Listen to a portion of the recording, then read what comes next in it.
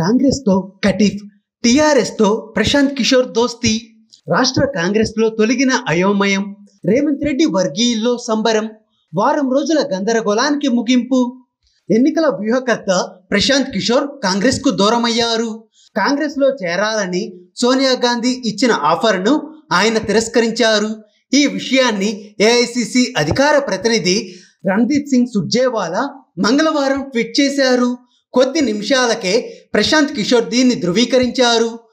వెంటనే జరిగిన ఈ పరిణామాలతో రాష్ట్ర కాంగ్రెస్ నేతలు ఊపిరి పీల్చుకున్నట్లు అయ్యింది.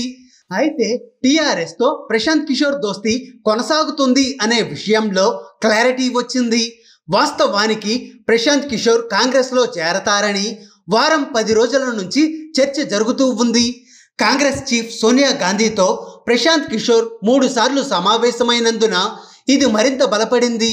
ప్రశాంత్ కిషోర్ను కాంగ్రెస్లో చేర్చుకోవాలి అంటే ఆయన ఇతర పార్టీలతో పెట్టుకున్న ఎన్నికల వ్యూహాల ఒప్పందాలను రద్దు చేసుకోవాలని సోనియా గాంధీ షరతు విధించారని కూడా ప్రచారం జరిగింది.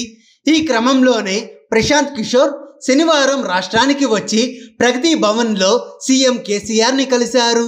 2 రోజుల పాటు ఇక్కడే ఉన్న ఆయన సీఎం ఫామ్ హౌస్కు కూడా వెళ్లి చర్చలు జరిపారు.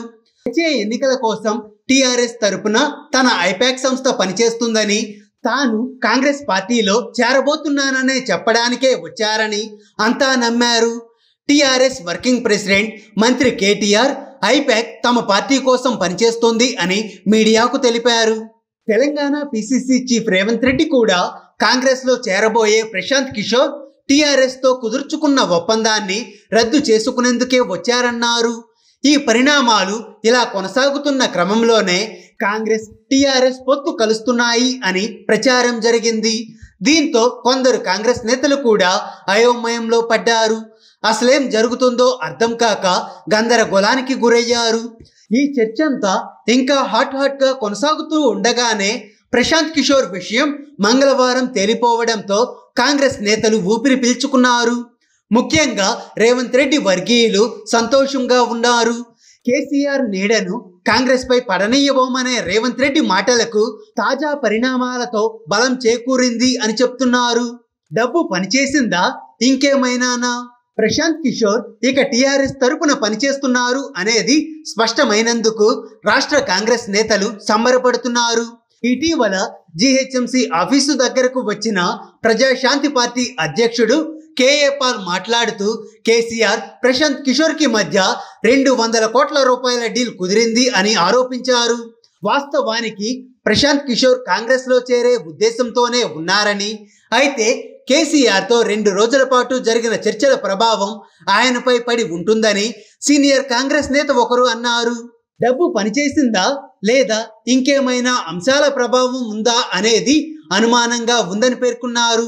మరో వ్యూహకర్త సునీల్ కనుగోలు ఎలాంటి పాత్ర పోషిస్తారు అనే విషయంలో కూడా కాంగ్రెస్లో సందిగ్ధత తొలగిందని ఆ పార్టీ నేతలు సంతోషిస్తున్నారు.